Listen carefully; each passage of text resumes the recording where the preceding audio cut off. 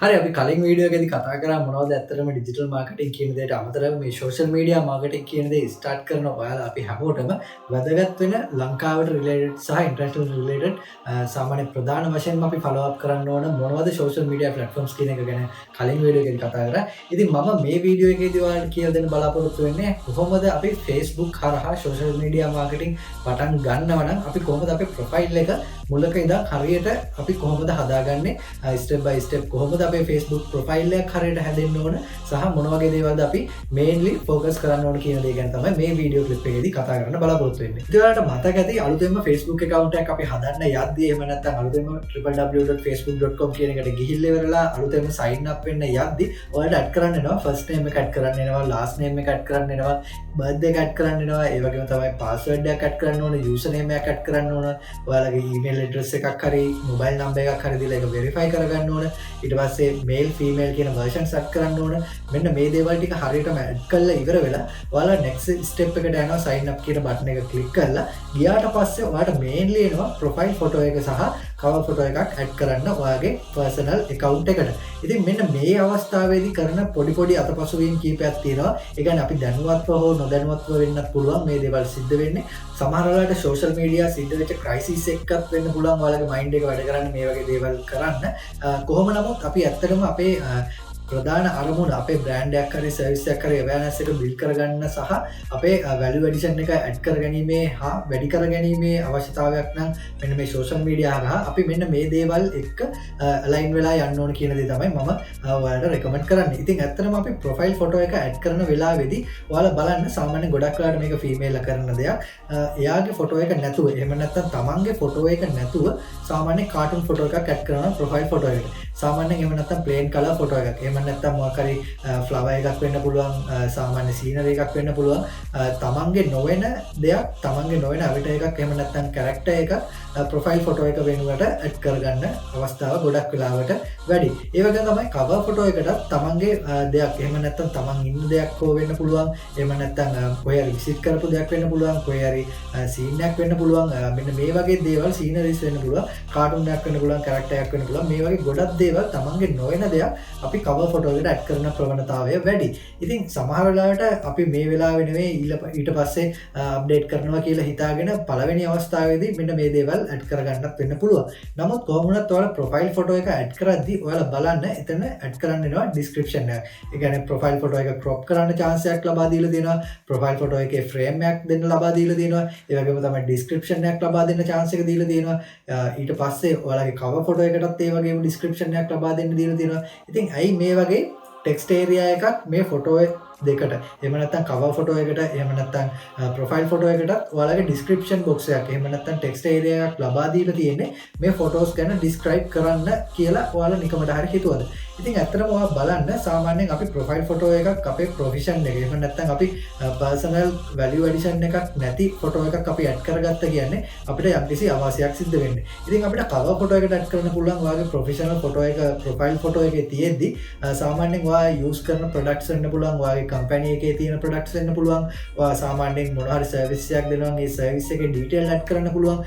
මේ දේවල් ඇඩ් කරාට පස්සේ ඔයාලට ඩිස්ක්‍රිප්ෂන් පැනල් එකේ තවත් දේවල් ඇඩ් කරන්න පුළුවන්. මෙන්න මේ දේවල් වලට අදාළ අය, මගේ group membersලා මේ අය, ඊට පස්සේ මගේ contact details මෙන්න මේ දේ, මගේ website එකේ URL එක, මාව follow up කරනවා නම් මොනවද තව use කරන්න පුළුවන් social media platforms මොනවද, ඒ වගේම තමයි මගේ main purpose එක මොකක්ද මේ cover photo එකේ දීපු කියන එකේ description box එකේ add කරගැනීමේ හැකියාව එයාලා අපිට නොමිලේම ලබා දීලා තියෙනවා. ඉතින් මේ වගේම තමයි ප්‍රොෆයිල් ෆොටෝ එකෙත් අපිට අපේ ඩිස්ක්‍රිප්ෂන්ස් ටික ඇඩ් කරගැනීමේ හැකියාව නොමිලේම ලබා දීලා තියෙනවා. ඉතින් මෙතෙන්දී අපි ප්‍රොෆයිල් එක හරහා අපේ ප්‍රොෆයිල් එකට එන කෙනෙක්ට අපි මුලින්ම අපේ අපියරන්ස් එක එහෙම නැත්නම් අයි කැචින් පැත්ත සහ අපේ බ්‍රෑන්ඩ් අවයර්නස් එක බිල්ඩ් කරගන්න සහ අපේ පර්සනල් අවයර්නස් එක එහෙම නැත්නම් පර්සනැලිටි එක බිල්ඩ් කර ගැනීම සඳහා තමයි මේ ප්‍රොෆයිල් ෆොටෝ එක සහ කවර් ෆොටෝ එක chance එකක් විදිහට මෙන්න මේ social media platforms වලින් number 1 වෙලා තියෙන Facebook ප්‍රොෆයිල් එක හදද්දී ලබා දීලා තියෙන්නේ. ඉතින් මෙන්න මේ දේවල් අපි හරියට follow up කරන්නේ නැතුව සාමාන්‍යයෙන් අපි අර වගේ character ෆොටෝ එකක් වෙන්න පුළුවන්, cartoon ෆොටෝ එකක් හරි වෙන්න පුළුවන් දාලි වෙලා අපේ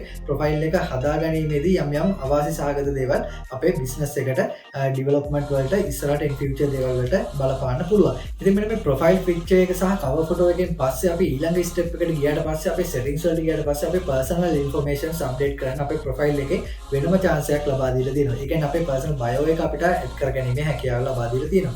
ඒ වගේම තමයි ඔයාලා දැක්කද ඔයාලගේ description එකේ දාන්න පුළුවන් සාමාන්‍යයෙන් ඔයාගේ business එකක් මොකක්ද run වෙන්නේ, ඊට පස්සේ ඔයා working hours මොනවද, work කරන්නේ කොහේද, ඊට පස්සේ ඔයාගේ personal address එක මොකක්ද, ඔයාව ඉක්මනට contact කරගන්න ඕනේ immediate emergency contact details මොනවද, ඔයාගේ interests මොනවද, ඒ වගේම තමයි follow up කරන දේවල් මොනවද, ඔයාගේ කලින් visits මොනවද තියෙන්නේ, ඔයා කලින් කොහෙද වැඩ කරේ කොහෙද, ඒ වගේම තමයි ඔයාව contact කරගන්න ඕන contact hours මොනවද, ඒ වගේම තමයි ඔයාට username එකක් ලබා දීලා ඔයාගේ personal URL එක Facebook කරාම ලබා දෙන්නේ chance එක ලබා දීලා තියෙනවා Facebook එකෙන්. ඊට පස්සේ ඔයාට පුළුවන් ඔයාගේ description එකේ ඔයා දැනට ජීවත් වෙලා ඉන්න ප්‍රදේශය කොහොමද, මොන වගේ countries ද ඔයා visit කරලා තියෙන්නේ, මෙන්න මේ වගේ දේවල් add කරගැනීමේ හැකියාව අපිට ලබා දීලා තියෙනවා. ඉතින් මෙන්න මේ අපි bio එක update කරද්දී එහෙම නැත්නම් අපේ descriptions panel එක update කරද්දී අපි works at කියන තැනදී දානවා සාමාන්‍යයෙන් works at Facebook කියලා. එහෙම නැත්නම් works at කියන එක ඉස්සරහින් තියෙනවා මොන job ද යන්නේ මම තාම චූටියි. මෙන්න මේ වගේ දේවල් අපි add කරලා තියෙනවා. සාමාන්‍යයෙන් අපි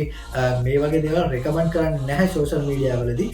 ඔයාට පුළුවන් ඔයා දැනට work කරන දෙයක්. එහෙම නැත්නම් ඔයාගේ studies පැත්ත ඔයාට pop up වෙන විදිහට දාන්න පුළුවන්. ඔයාගේ සාමාන්‍යයෙන් ඔයා former work කරේ කොහෙද, එහෙම නැත්නම් ඔයාගේ past experience කොහෙද, මම කොයි වගේ companies වලද වැඩ කරලා තියෙන්නේ, දැනට මම graduate ද undergraduate ද, මොකක්ද මගේ ස්කූල් එක, මොකක්ද මගේ යුනිවර්සිටි එක, මොකක්ද මගේ ඒජ් එක, මගේ බර්ත් එක, එහෙම නැත්නම් මගේ contact details මොනවද, මගේ email address මොනවද මම තවත් use කරන social media platforms මොනවද, මගේ profession එකට අදාළ කට්ටියට කොහොමද මාව catch කරගන්න පුළුවන් easy methods මොනවද කියන දේවල් ගැන අපිට add කරගැනීමේ හැකියාව ලබා දීලා තියෙනවා. ඒ වගේම තමයි stories කියන දේ ගත්තට පස්සේ highlight කියලා දැන් option එකක් දාලා තියෙනවා.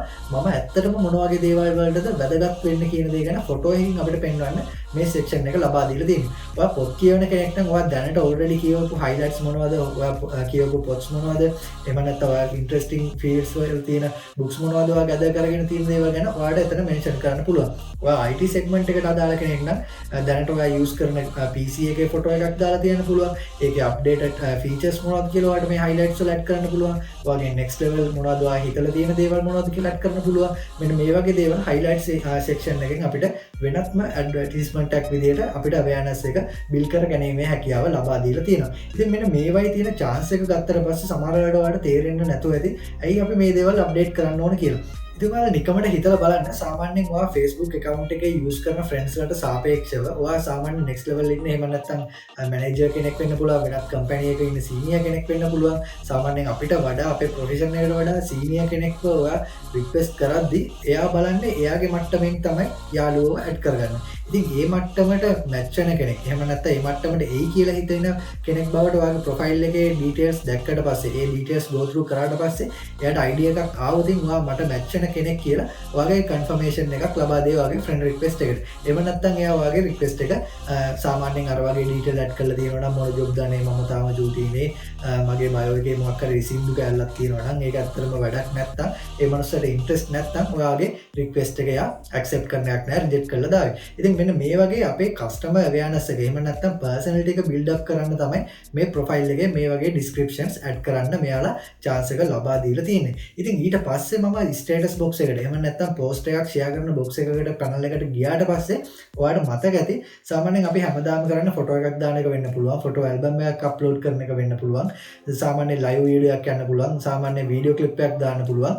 ඒ වගේ මොකක් හරි status එකක් මේ හා සමගාමීව පමණක් අපි වෙන් වෙලා බැඳිලා වගේ ඒ දේවල්ම විතරක් මේ social awareness එක build කරද්දී use කරන්න පුළුවන්. නමුත් ඊට වඩා එහා ගියපු දේවල් කීපයක් අපිට free of charge මේ social media platform එකෙන් ලබා දීලා තියෙනවා. සාමාන්‍ය question poll එකක් add කරන්න පුළුවන්, GIF animations, ඊට පස්සේ අපිට live video එකේ සාමාන්‍ය broadcasting පැත්ත ලබා දීලා තියෙනවා. ඊට පස්සේ අපිට post එක engagement එක වැඩි කරගන්න hashtags යොදා ගන්න පුළුවන්, URL යොදා ගන්න පුළුවන්, අපේ personal website එකේ URL එක add කරගන්න පුළුවන්, YouTube channel එකේ URL එක add කරන්න පුළුවන්. මෙන්න මේ වගේ ගොඩාක් දේවල් අපිට මේ description area එකේ එහෙම නැත්නම් අපේ posting area එකේ සාමාන්‍ය schedule කරලා දාන්න පුළුවන්. සාමාන්‍යයෙන් මෙන්න මේ වගේ ගොඩක් features අපිට නොමිලේම ලබා දීලා තියෙනවා. ඉතින් ඇත්තටම ඇයි මේ වගේ දේවල් අපිට නොමිලේ perform කරන්න ලබා දීලා තියෙන්නේ කියලා ඔයාලා හිතුවොත් අපේ profile එකේ අපිට 5000 friends ලා add කරගැනීමේ හැකියාව ලබා දීලා තියෙනවා. ඉතින් මෙන්න මේ 5000 friends ලගෙන් ඔයාලට පුළුවන් පොඩි රිසර්ච් එකක් කරන්න. ඇත්තටම රිසර්ච් එකක් කියන එක ගත්තට පස්සේ අපි දාන පෝස්ට් වලට එන රියැක්ෂන්ස් වෙන්න පුළුවන්, සාමාන්‍යයෙන් කමෙන්ට්ස් වෙන්න පුළුවන්. අපි මේ පෝස්ට් එකත් එක්ක මැච් වෙලා ඉන්න කට්ටිය කොහොමද, කොයි වගේ කට්ටියද මේ පෝස්ට් එකට ගැදවුනේ, කොයි වගේ අයද ඒක ඉන්ට්‍රෙස්ට් වෙලා තියෙන කියන දේවල් ගැන ඔයාලට රියැක්ෂන් පැනල් එකෙන් බලා ගන්න පුළුවන්. සාමාන්‍යයෙන් සමහර වෙලාවට අපි කරන වැරද්දක් තමයි කමෙන්ට් සෙක්ෂන් එකේ ආගියුමන්ට්ස් වලට ගොඩක් වෙලාවට යනවා. ඉතින් ඇත්තටම වැදගත් දෙයක් නෙවෙයි. ඔයාගේ කමෙන්ට් එකක් දැක්කට පස්සේ වෙනත් කෙනෙක්ට තරහක් ඇති වෙලා එයා ඒකට රිප්ලයි එකක් දැම්මොත් ඒවට බැනලා ඔයාත් එක්ක බැනගෙන යන්න අවශ්‍යතාවයක් නැහැ. ඒ වැරද්ද පිළි අරගෙන ඒ වැරද්ද හදා ගන්න කියලා හරි cool down calm down method එකෙන් ඔයාලට කමෙන්ට් වලට රිප්ලයි කරන්න පුළුවන් නම් ඔයාගේ ප්‍රොෆෙෂනල් එක එහෙම නැත්නම් ඔයාගේ ප්‍රොෆෙෂනල් බව ගොඩක් වෙලාවට විදහා දක්වනවා. ඉතින් ගොඩක් වෙලාවට ඔයා කමෙන්ට් බලාගෙන ගිහිල්ලා ඉවරලා ඔයාලට බැනලා තියෙන කමෙන්ට් එකකට විතරක් ඔයා රියැක්ට් කරොත් ගොඩක් වෙලාවට අනිත් කමෙන්ට් කරපු කට්ටිය ඔයාගෙන් ඈත් වීමේ හැකියාව තියෙනවා. එයාලට රෙස්පොන්ඩ් කරන්න. මොකද මේ කමෙන්ට් වලට රෙස්පොන්ඩ් කරද්දී ඔයාලට එන බෙනිෆිට් එක වැඩි. එයාත් එක්ක එන කනෙක්ෂන් එක ස්ට්‍රෙන්ත් එක වැඩි කරගැනීමේ හැකියාවක් ලබා දීලා තියෙනවා. ඉතින් අපිට පුළුවන් හැමතිස්සෙම අපේ ප්‍රොඩක්ට් එකක් හරි සර්විස් එකක් හරි නොදැනෙන්න. එහෙම නැත්නම් මේ අපි දාන පෝස්ට් එහෙම නැත්නම් ගොඩක් වෙලාවට දාන ෆොටෝ වෙන්න පුළුවන්, වීඩියෝස් වෙන්න පුළුවන්, පර්සනල් දේවල් වෙන්න පුළුවන්, සාමාන්‍ය අපි ෆලෝ අප් කරන දේවල් වෙන්න පුළුවන්. මේ දේවල් වලට අතරින් පතර එකපාරට ඔයාගේ ප්‍රොඩක්ට් එකක් හරි සර්විස් එකක් හරි ඔයා පුෂ් කරන්න. එතකොට ඒවට ලැබෙන ඉන්ෆ්ලුවන්ස් එක වැඩි. එහෙම නැතුව ඔයාලා හැමදාම දවස ගානේ ඔයාගේ ප්‍රොඩක්ට් එකක් හරි සර්විස් එකක් හරි ගැන හැමදාම පෝස්ට් දානවා නම් ඒක ඔයාගේ ෆ්‍රෙන්ඩ් ලිස්ට් එකට බෝරින් වෙන්න පුළුවන්. එතකොට ඔයාව සාමාන්‍ය මියුට් කරලා තියන්න පුළුවන්, සමහර වෙලාවට ඔයාව බ්ලොක් කරන්න පුළුවන්, ඔයාගෙන් වැඩක් නැත්නම් ඔයාව අන්ෆ්‍රෙන්ඩ් කරලා දාන්නත් පුළුවන්. මොකද ඒ ඔයාගේ ප්‍රොඩක්ට් එක හරි සර්විස් එක හරි රිලේටඩ් වෙන්නේ ස්පෙસિෆික් සෙග්මන්ට් එකකට විතරක් වෙන්න පුළුවන් ඔයාගේ ප්‍රොෆයිල් එකේ ඉන්න ෆ්‍රෙන්ඩ්ස් ලගේ. ඉතින් කොහොම නමුත් මේ ෆ්‍රෙන්ඩ් ලිස්ට් එකේ සාමාන්‍ය මියුචුවල් සෙට් එකක් ඔයා බිල්ඩ් කරද්දී එකම ලෙවල් එකේ ඉන්න සෙට් එකක් හදාගත්ත කියන්නේ ඔයාට ඇත්තටම ලොකු බෙනිෆිට් එකක්. ඉතින් මොකද එතෙන්දී ඔයාගේ පර්ෆෝමන්සස් වලට අදාළ ඔයා වර්ක් කරන්න රිලේටඩ් වෙලා ඉන්න අයත් එක්ක ඔයා ගනුදෙනු කරද්දී ඔයාට තියෙන chance එක වැඩි. එයාගේ knowledge එක share කරගැනීමේ හැකියාව තියෙනවා. මොකද ඒ අයත් හැමතිස්සෙම එයාලගේ personality එක එහෙම නැත්නම් එයාලගේ value addition එක වැඩි කරගන්න ගොඩක් දේවල් personal account එකේ share කරනවා. ඉතින් ඔයාලට පුළුවන් මේ දේවල් study කරන්න. මේ දේවල් study කරලා මම කොහොමද වෙනස් වෙන්න ඕන, මම කොහොමද refresh වෙන්න ඕන කියන දේ ගැන ඔයාලට මනසින් දකින්න හැකියාව තියෙන්න ඕන. එතකොට තමයි අපේ value addition එක මෙන්න මේ social media profile එකෙන් අපිට හරියටම polish කරගැනීමේ හැකියාව ලබා දෙන්නේ.